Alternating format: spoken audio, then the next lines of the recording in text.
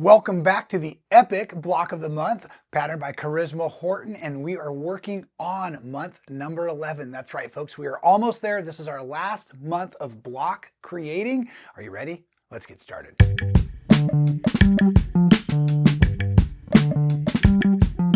Welcome back, quilting friends, to this epic block of the month by Charisma Horton. My name is Rob Appell from Stitchin Heaven, and we are using my fabrics, New and Newer Worlds from Benartex, on this awesome 12-month block of the month, finishing 96 by 96, and this is incredible. And yeah, unfortunately, you can mostly just see the center here behind me, but we are having a blast, and we are on our last month of block construction. We're going to use a few parts and pieces we've pre-constructed. We're going to make a few new ones today, and we're making these awesome blocks you can see here. I should remind all of us, we're only making 8 of them, and they're really cool. These are some of the parts that will also fill in, creating some of that really neat border star work here that you can see. So there's a couple of these different style units and coming together fantastically. And then next month we will begin building all of the quilt top, and well, we'll finish it next month as well. So pretty exciting. If you are just stumbling across these videos, it's never too late. You can always pick up the pattern, which you will definitely need, and or a kit, and start following along right here on YouTube and have a blast. Make sure my iron's hot. I've got my 1/4 inch ready to rock and roll. I think that's about it for today. We are on page 19 of the instructions, you know me, and don't mind that too. That means we're going to make 2 today on camera, and that'll finish out all my sets that we're working with. And our first step is we're going to go ahead and draw diagonal lines on the back of our white squares. And just to point out, these white squares are larger than the 4.5 inch squares that we'll be using as these fill-in spaces you see here. So that's your hint for this week. And again, now that those diagonals are drawn, just make sure you're laying them on the right sides together of your black and your blue fabrics, and we're going to be making these here, if you want to call them an hourglass block or a 1/4 square triangle block. Nice and easy. Okay, so over to the machine, and I said I needed my edge guide, and I don't. I apologize, because we're going to be doing these as our guidelines. So 1/4 inch from either side of the chalk line. You have several to do, folks, following your cutting instructions, so you may as well chain piece them like we've been doing this whole project. And again, one of the things I love about these block of the months is I've learned several new ways to construct some of these really cool blocks, but also we've used a lot of the same techniques over and over again. So even though it's massive and there's a ton of patchwork done, because of the pace and because of the process, I think it's been very, very easy to achieve.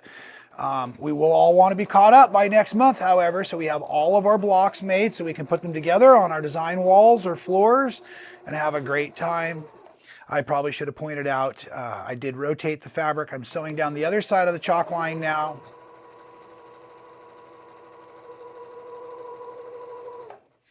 In case we have new quilters joining us today and you're just watching along, like I said, it's an awesome project. We'd love to have you participate. Grab my rotary cutter. And now I'm just going to protect my hands while using the actual ruler here. Cut those in half. And now we're going to go ahead and press these and trim the, no, excuse me. We're just going to press them. We are not going to trim these. That's why I don't have my slotted trimmer around here. I keep forgetting this. Press to the dark sides.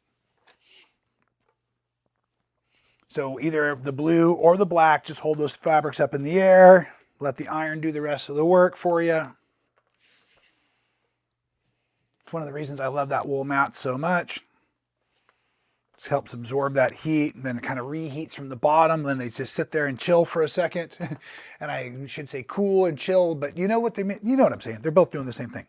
Now with this, folks, the key to this is we're going to take and we're going to lay these so that our darks are on opposite sides. That helps those seams nest together nice and easy like that. Flip them over to the blue fabrics just so you're following the instructions, and we're going to draw some more diagonals. Again, darks on opposite sides of each other, right sides together, match up that center seam, and then one last time we're going to draw diagonals.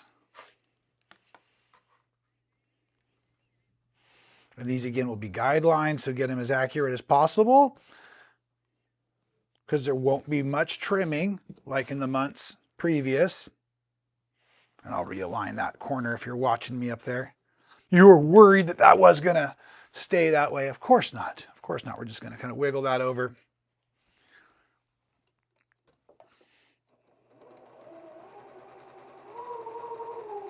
And again, easy to chain piece. Easy to be very efficient about this.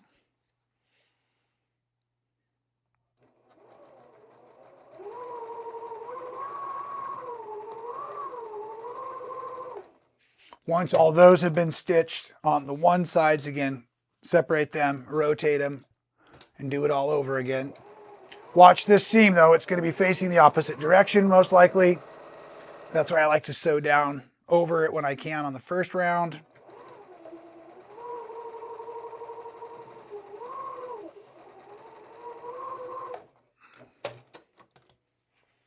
And now we're going to prepare to press these after we divide them up. And these are just more of the units we're going to need. Everything's going to be at 4.5 inches. Everything's going to be trimmed down to the same size. So we're basically going to start building a 9 patch here. I'm going to need that. I don't know why I put it away. I just said we're going to trim.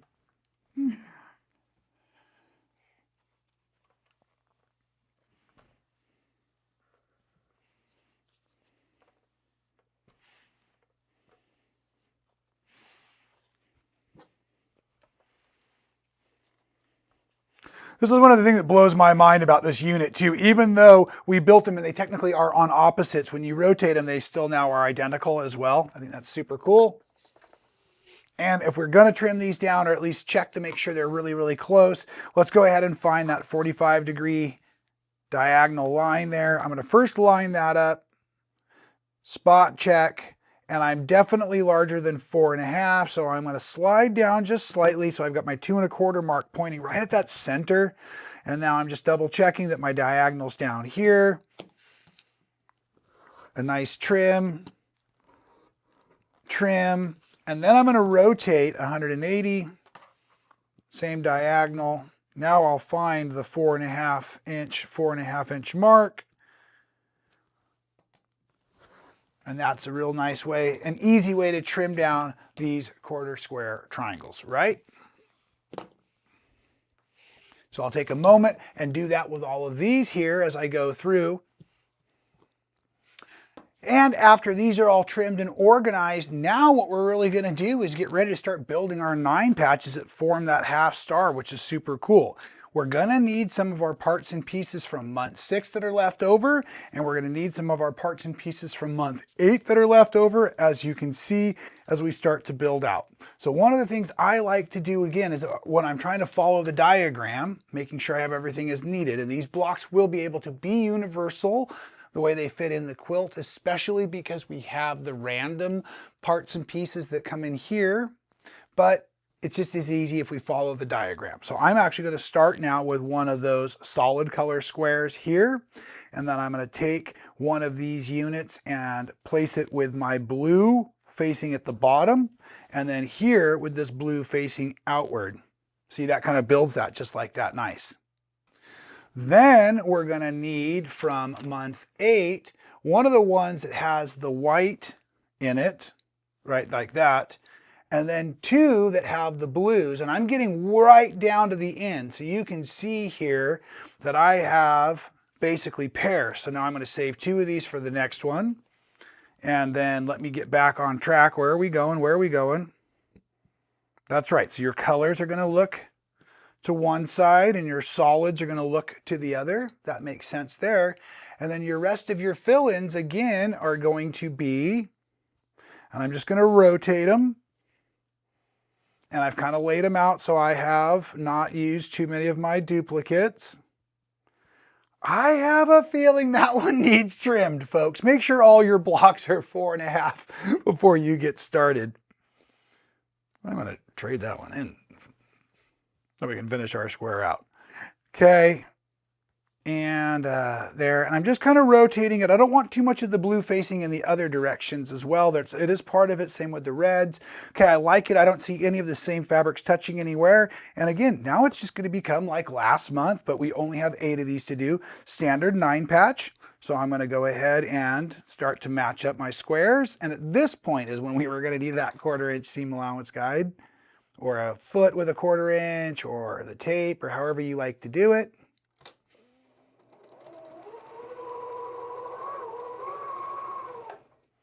You can save thread as long as you stay organized while you walk through these blocks if you do them 2 by 2s like this.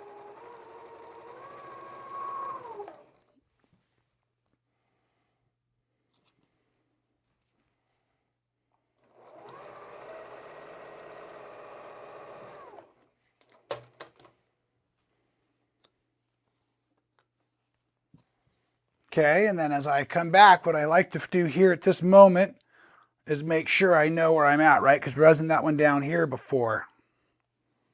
That one was up there before. So now I know that this is a bottom row, so I'm going to press to the outside. The center row will have the white in it. That'll be easy to remember for all 8 blocks. So I'm going to press to the inside, preparing for good nesting later. That means this one again goes to the outside.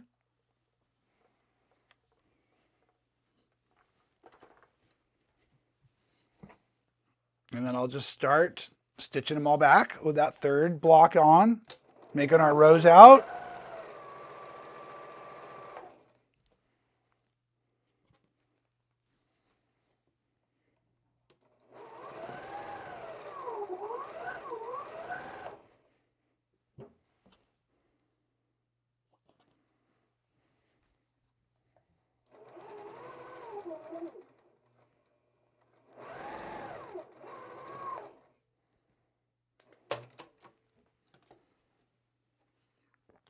Okay, now, again, we're just going to come off the machine,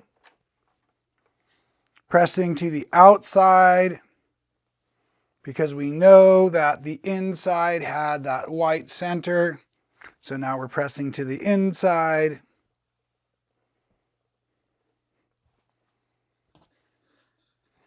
Pressing back to the outside.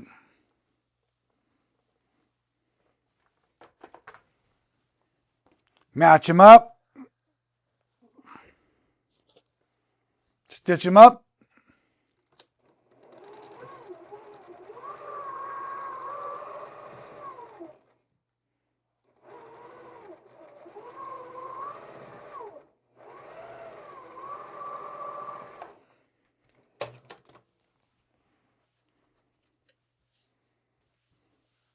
Just make sure when you're coming in here, you don't accidentally over-rotate, especially if you have maybe one of the blue pieces as a 1/4 instead of just the half triangle there. So see how it works? Make sure you keep that together.